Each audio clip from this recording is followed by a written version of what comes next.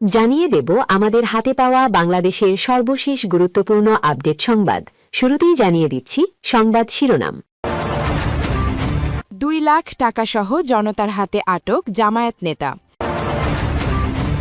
সূত্রাপুরে vote কেন্দ্রের সামনে টাকা বিতরণ, জামায়াত নেতার কারাদণ্ড। আচরণবিধি লঙ্ঘনের অভিযোগে কক্সবাজারের 7 বিএনপি কর্মী আটক। টাকা ফেরতসহ ঠাকুরগাঁও জেলা জামায়াতের আমিরকে পরিবারের কাছে হস্তান্তর। বগুড়ায় ভোটকেন্দ্রে অনুপ্রবেশের দায়ে জামায়াত নেতা আটক। লাইলাতুল গুজাব চলছে বললেন জামায়াত আমির। জামায়াতের ভোটকেন্দ্র দখল ও অবৈধ অর্থের ব্যবহার হতাশাজনক বলল বিএনপি। জামায়াতের ইলেকশন ইঞ্জিনিয়ারিংয়ের পরিকল্পনা দেশব্যাপী স্পষ্ট, মন্তব্য জোনায়েদ সাকির। সবশেষ জানাব, ঐতিহাসিক নির্বাচনের মাধ্যমে ৩৬ বছর পর পুরুষ প্রধানমন্ত্রী পেতে যাচ্ছে বাংলাদেশ। 2 লাখ টাকাসহ জনতার হাতে আটক জামায়াত নেতা। কুমিল্লার মুরাদনগরে নির্বাচনে ভোটারদের মাঝে টাকা বিতরণের অভিযোগে জামায়াতে ইসলামীর এক নেতাকে 2 লাখ টাকাসহ আটক করেছে স্থানীয় জনতা। বুধবার 11 ফেব্রুয়ারি সকাল 9টার দিকে উপজেলার ছালিয়াকান্দি ইউনিয়নের নেয়ামতকান্দি গ্রামে এ ঘটনা ঘটে। স্থানীয়রা জানায়, ছালিয়াকান্দি ইউনিয়ন জামায়াতের আমির হাবিবুর রহমান হেলালি একটি প্রাইভেট কারে ছালিয়াকান্দি ইউনিয়নের নেয়ামতকান্দি গ্রামে প্রবেশ করেন। পরে স্থানীয় ভোটারদের মাঝে গোপনে টাকা বিতরণকালে জনগণ তাকে আটক করে প্রশাসনকে অবহিত করে। তাকে বহনকারী প্রাইভেট কারের ডিকির ভেতরে থাকা একটি ব্যাগ থেকে 2 বান্ডিল নগদ টাকা উদ্ধার করা হয়েছে, যার পরিমাণ 2 লাখ টাকা। হাবিবুর রহমান হেলালি উপজেলার ধামঘর গ্রামের সুন্দর আলীর ছেলে। খবর পেয়ে উপজেলা ভূমি অফিসের সহকারী কমিশনার ও নির্বাহী ম্যাজিস্ট্রেট সাকিব হাসান খান ঘটনাস্থলে উপস্থিত হন। এ সময় তাদের বহনকারী প্রাইভেট কার জব্দ করা হয় এবং গাড়ির চালক সহ মোট 2 জনকে মুরাদনগর থানায় সোপর্দ করা হয়। নির্বাহী ম্যাজিস্ট্রেট সাকিব হাসান খান জানান, ঘটনাটি ম্যাজিস্ট্রেটের সামনে সংগঠিত না হওয়ায় আটকদের বিরুদ্ধে মোবাইল কোর্ট আইনে ব্যবস্থা গ্রহণের সুযোগ নেই। এটি জুডিশিয়ারি তদন্ত কমিটির মাধ্যমে ব্যবস্থা গ্রহণের জন্য তাদের আটক দেখিয়ে মুরাদনগর থানা পুলিশে সোপর্দ করা হয়েছে। এ ঘটনায় বাংলাদেশ কংগ্রেস মনোনীত প্রার্থী খুরশিদ আলম বাদী হয়ে মুরাদনগর থানা ও সহকারী রিটার্নিং অফিসার বরাবর লিখিত অভিযোগ দায়ের করেন। সূত্রাপুরে ভোটকেন্দ্রের সামনে টাকা বিতরণে জামায়াত নেতাকে কারাদণ্ড। ত্রয়োদশ জাতীয় সংসদ নির্বাচনের আগের দিন রাজধানীর ঢাকা 6 আসনের একটি ভোটকেন্দ্রের সামনে টাকা বিতরণের অভিযোগে এক জামায়াত নেতাকে আটক করে ভ্রাম্যমাণ আদালত। পরে তাকে 2 দিনের কারাদণ্ড দেওয়া হয়। দণ্ডপ্রাপ্ত মোহাম্মদ হাবিব সূত্রাপুর থানা জামায়াতের নায়েবে আমির বলে জানিয়েছে পুলিশ। বুধবার 11 ফেব্রুয়ারি সূত্রাপুর কমিউনিটি সেন্টার ভোটকেন্দ্রের সামনে থেকে তাকে আটক করা হয়। বিষয়টি নিশ্চিত করে সূত্রাপুর থানার ভারপ্রাপ্ত কর্মকর্তা ওসি মোহাম্মদ মতিউর রহমান। তিনি জানান, হাবিবের কাছে নগদ টাকা পাওয়া গেছে, তবে তার কাছ থেকে কত টাকা উদ্ধার হয়েছে সে বিষয়ে তাৎক্ষণিকভাবে সুনির্দিষ্ট তথ্য দিতে পারেননি ওসি। লালবাগ বিভাগের উপপুলিশ কমিশনার ডিসি মোহাম্মদ তারিক মাহমুদ জানান, কিছু ব্যক্তিকে টাকা দেওয়ার অভিযোগে স্থানীয় লোকজন হাবিবকে আটক করে পুলিশের কাছে সুপর্দ করেন। পরে তাকে ভ্রাম্যমাণ আদালতে হাজির করা হলে জুডিশিয়াল ম্যাজিস্ট্রেট 2 দিনের কারাদণ্ড দেন। ডিসি আরও বলেন, দণ্ডপ্রাপ্তকে কারাগারে পাঠানো হয়েছে। অভিযোগের বিষয়ে মোহাম্মদ হাবিব দাবি করেছেন, তিনি ভোটকেন্দ্রে দায়িত্ব পালনকারী পোলিং এজেন্টদের চা নাস্তার খরচ বাবদ 500 টাকা করে দিচ্ছিলেন। তবে নির্বাচন সংশ্লিষ্ট বিধিবিধান লঙ্ঘনের অভিযোগে তাকে দণ্ডিত করা হয়েছে। আচরণবিধি লঙ্ঘনের অভিযোগে কক্সবাজারের 7 বিএনপি কর্মী আটক। কক্সবাজারের ঈদগাঁও উপজেলায় নির্বাচনী আচরণবিধি লঙ্ঘনের অভিযোগে বিএনপির 7 কর্মীকে আটক করেছে যৌথ বাহিনী। বুধবার বিকালে পৃথক 2টি কেন্দ্র এলাকা থেকে তাদের আটক করা হয়। সংশ্লিষ্ট সূত্র জানায়, প্রথমে ইসলামপুর ইউনিয়নের 6 নম্বর ওয়ার্ডের পূর্ব নাপিতখালী সরকারি প্রাথমিক বিদ্যালয় কেন্দ্র এলাকা থেকে 3 জনকে আটক করা হয়। পরে আলমাসিয়া মাদ্রাসা কেন্দ্র এলাকা থেকে আরও 4 জনকে আটক করা হয়। স্থানীয়দের দাবি, আটক ব্যক্তিরা কেন্দ্রের সংরক্ষিত এলাকায় ব্যানার টানাচ্ছিলেন। এ সময় টহলরত যৌথ বাহিনীর সদস্যরা তাদের আটক করে। ঈদগাঁও থানার officer in charge OC ATM Sifatul আটকের বিষয়টি নিশ্চিত করেছেন। তিনি জানান, প্রথম দফায় আটক 4 জনকে দায়িত্বপ্রাপ্ত নির্বাহী ম্যাজিস্ট্রেটের মাধ্যমে আদালতে সোপর্দ করা হয়েছে। বাকি 3 জনের বিরুদ্ধে আইনগত প্রক্রিয়া চলমান রয়েছে। টাকা ফেরতসহ ঠাকুরগাঁও জেলা জামায়াতের আমিরকে পরিবারের কাছে হস্তান্তর। জব্দকৃত টাকা ফেরতসহ ঠাকুরগাঁও জেলা জামায়াতের আমির বেলাল উদ্দিন প্রধানকে পরিবারের কাছে হস্তান্তর করেছে প্রশাসন। দীর্ঘ যাচাই বাছাই ও জিজ্ঞাসাবাদের পর বুধবার রাতে তাকে পরিবারের কাছে হস্তান্তর করা হয়। জানা যায়, প্রশাসনের তদন্তে টাকার বৈধ উৎস প্রমাণিত হওয়ায় এবং নির্বাচনী বিধি লঙ্ঘনের কোনো প্রমাণ না পাওয়ায় বেলাল উদ্দিন প্রধানকে টাকা ফেরতসহ মুক্তি দেওয়া হয়। এর আগে দুপুর 12টার দিকে নগদ ৭৪ লাখ টাকা সহ বিমানবন্দর ইমিগ্রেশন পুলিশ তাকে আটক করে। আটকের বিষয়ে নীলফামারীর পুলিশ সুপার শেখ জাহিদুল ইসলাম পিপিএম জানান, গোপন সংবাদের ভিত্তিতে সৈয়দপুর বিমানবন্দরে বিশেষ অভিযান চালায় পুলিশ। ঢাকা থেকে আসা একটি ফ্লাইটে বেলাল উদ্দিন প্রধান সৈয়দপুর অবতরণ করেন। এ সময় তার কাছে থাকা ব্যাগ তল্লাশি করে বিপুল পরিমাণ টাকা পাওয়া যায়। প্রাথমিক জিজ্ঞাসাবাদে উদ্ধারকৃত টাকার পরিমাণ প্রায় ৫০ লাখ বলে ধারণা করা হয়। তবে পরে গণনা শেষে ৭৪ লাখ টাকা পাওয়া যায়। বগুড়ায় ভোটকেন্দ্রে অনুপ্রবেশের দায়ে জামায়াত নেতা আটক। বগুড়া ৬ সদর আসনে ভান্ডারী বালিকা উচ্চ বিদ্যালয় ভোটকেন্দ্রে অনুপ্রবেশের দায়ে ২ নম্বর ওয়ার্ড জামায়াতের সেক্রেটারি নাসিরুল ইসলামকে আটক করেছে ভ্রাম্যমাণ আদালত। বুধবার রাত ১০টার দিকে তাকে আটক করা হয়। বগুড়া জেলা প্রশাসনের এক্সিকিউটিভ ম্যাজিস্ট্রেট পলাশ চন্দ্র সরকার জানান, বুধবার রাতে আটক জামায়াত নেতা নাসিরুলের নেতৃত্বে ১০ থেকে ১৫ জন নেতাকর্মী ভান্ডারী বালিকা উচ্চ বিদ্যালয় ভোটকেন্দ্রে প্রবেশ করেন। খবর পেয়ে সেখানে গিয়ে জামায়াত নেতা নাসিরুলকে পাওয়া যায়। তার কাছ থেকে মুচলেকা নেওয়া হয়েছে। তাকে আরও জিজ্ঞাসাবাদ করা হবে। ঊর্ধ্বতন কর্মকর্তাদের সঙ্গে কথা বলে এ ব্যাপারে সিদ্ধান্ত নেওয়া হবে। তারা জানিয়েছেন, রাতে পোলিং এজেন্টের তালিকা প্রিসাইডিং অফিসারকে দিতে কেন্দ্রে এসেছিলেন। তবে রাতে তালিকা দেওয়ার সুযোগ নেই বলেও জানান এ কর্মকর্তা। বগুড়া শহর জামায়াতের যুব বিভাগের সম্পাদক আব্দুস সালাম তুহিন বলেন, শুধুমাত্র পোলিং এজেন্টের নামের তালিকা দিতে প্রিসাইডিং কর্মকর্তার কাছে গিয়েছিলেন জামায়াতের কর্মীরা। সেখানে বিএনপির নেতাকর্মীরা মব তৈরি করে জামায়াত নেতাকে আটক করিয়েছেন। লাইলাতুল গুজব চলছে, সতর্ক থাকার আহ্বান জামায়াত আমিরের। রাত পোহালেই অনুষ্ঠিত হতে যাচ্ছে ত্রয়োদশ জাতীয় সংসদ নির্বাচন। সারা দেশে চলছে ভোটের উত্তেজনা।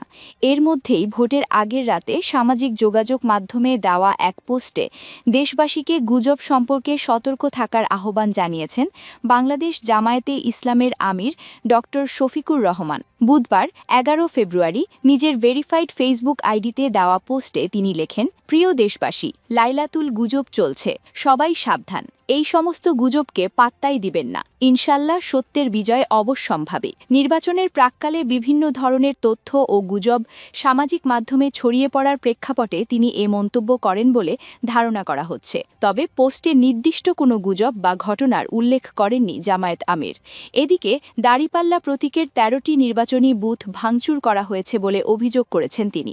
এই অভিযোগ তুলে বুধবার ১১ ফেব্রুয়ারি বিকেলে নিজের ভেরিফাইড ফেসবুক পেজে ভাঙচুর হওয়া একটি বুথের ছবিও আপলোড দিয়ে জামায়াত আমির বলেন, আজ আমার নির্বাচনী আসন ঢাকা ১৫-র দাঁড়িপাল্লার ১৩টি নির্বাচনী বুথ ভাঙচুর করা হয়েছে।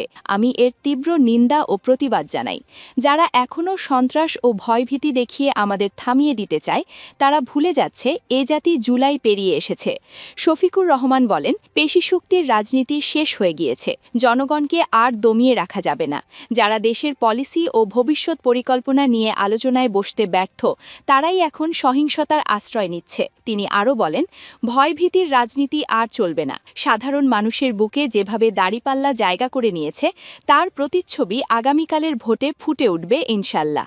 ত্রয়োদশ জাতীয় সংসদ নির্বাচনে ঢাকা ১৫ আসনে বাংলাদেশ জামায়াতে ইসলামের প্রার্থী দলটির আমির ড শফিকুর রহমান। এই আসন থেকে প্রতিদ্বন্দ্বিতা করছেন বিএনপির প্রার্থী শফিকুল ইসলাম খান মিল্টন। জামায়াতের ভোটকেন্দ্র দখল ও অবৈধ অর্থের ব্যবহার হতাশাজনক বলল বিএনপি। পরাজয়ের আশঙ্কায় জামায়াত যেভাবে সহিংসতা, ভোটকেন্দ্র দখল, অবৈধ অর্থের ব্যবহার, কারচুপি ও জালভোট সহ নৈরাজ্যের নানা পথ বেছে নিয়েছে, তা অত্যন্ত হতাশাজনক বলে মনে করছে বিএনপি। বুধবার ১১ ফেব্রুয়ারি রাতে রাজধানীর গুলশানে বিএনপির নির্বাচন পরিচালনা কমিটির কার্যালয়ে এক সংবাদ সম্মেলনে একথা বলেন বিএনপির স্থায়ী কমিটির সদস্য নজরুল ইসলাম খান। দলটির নির্বাচন পরিচালনা কমিটির চেয়ারম্যান দলীয় নেতাকর্মী দেশের জনগণের প্রতি অনুরোধ জানিয়ে বলেন, এত বছর লড়াই করে যা আমরা অর্জন করতে যাচ্ছি সেটা যাতে বাধাগ্রস্ত না হয় সেজন্য পালাক্রমে কেন্দ্রগুলো পাহারা দেবেন। আপনারা সবাই ভোট কেন্দ্রে যাবেন, ভোট দেবেন এবং ভোটের ফলাফল বুঝে নিয়ে তারপরে ভোটকেন্দ্র পরিত্যাগ করবেন।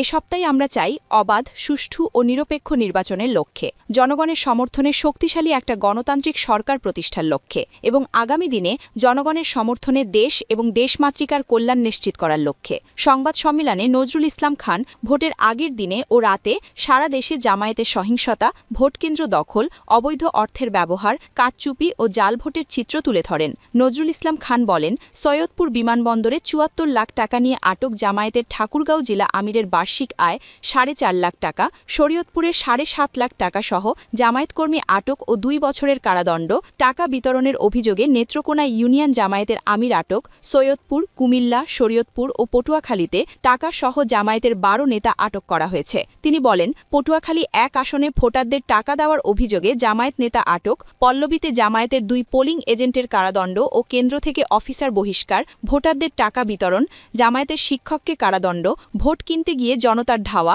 দৌড়ে পালালেন জামায়াত নেতা। নোয়াখালীতে জামায়াতের লোকজন হ্যান্ডবিল ও টাকাসহ জনতার জেরার মুখে পড়ে। নজরুল ইসলাম খান বলেন, দাড়িপাল্লায় ভোট দেওয়ার চাপ, গৃহবধূকে একা পেয়ে ধর্ষণ চেষ্টা জামায়াত কর্মীদের, সংখ্যালঘুদের বাড়িতে আগুন দেওয়ার অভিযোগ জামায়াতের বিরুদ্ধে রাজধানীতে ভোট কেন্দ্র দখল চেষ্টার অভিযোগ, ঝিনাইদহ ৪, দাড়িপাল্লার এজেন্টদের স্বাক্ষরিত ২৩টি রেজাল্ট শিট জব্দ, জামায়াত নেতার মাছের খামার থেকে জিআই পাইপ ও ককটেল তৈরির সরঞ্জাম উদ্ধার, পলাশবাড়িতে জামায়াত নেতার বসতবাড়ি থেকে লাঠি উদ্ধার করেছে। তিনি বলেন, রাজশাহীতে কৃষক দল নেতার রগ কেটে দিয়েছে।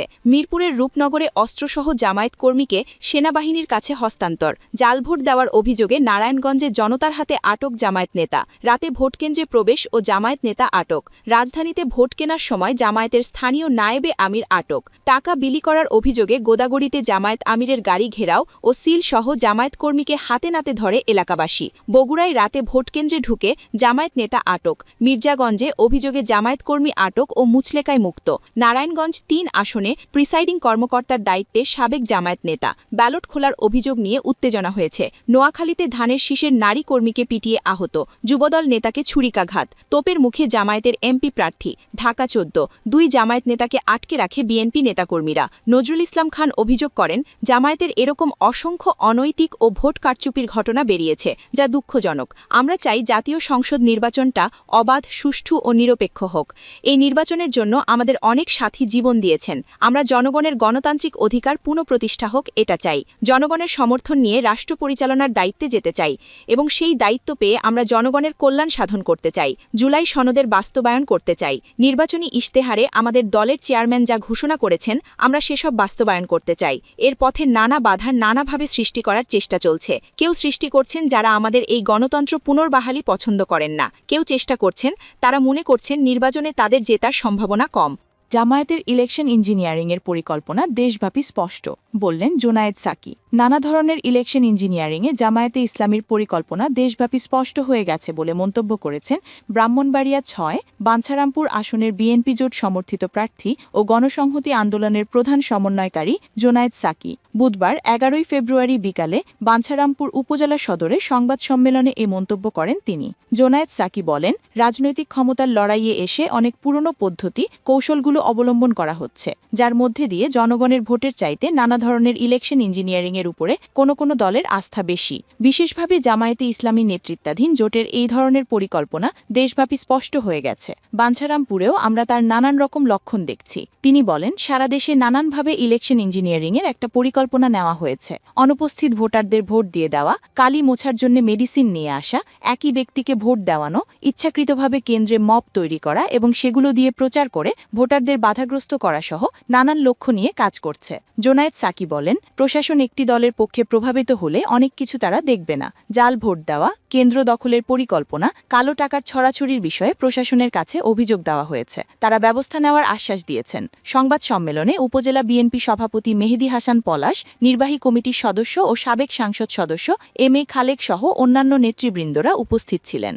ঐতিহাসিক নির্বাচনের মাধ্যমে ৩৬ বছর পর পুরুষ প্রধানমন্ত্রী পেতে যাচ্ছে বাংলাদেশ। ত্রয়োদশ জাতীয় সংসদ নির্বাচন বাংলাদেশের রাজনৈতিক ইতিহাসে এক গুরুত্বপূর্ণ মোড় ঘুরিয়ে দিতে যাচ্ছে।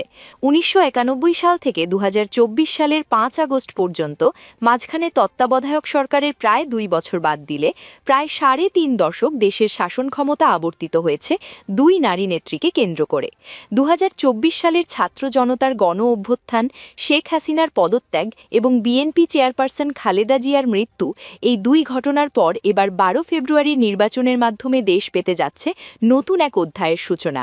১৯৯১ সালে স্বৈরশাসক এইচ.এম. এরশাদের পতনের পর বেগম খালেদা জিয়া বাংলাদেশের প্রথম নারী প্রধানমন্ত্রী হিসেবে দায়িত্ব নেন।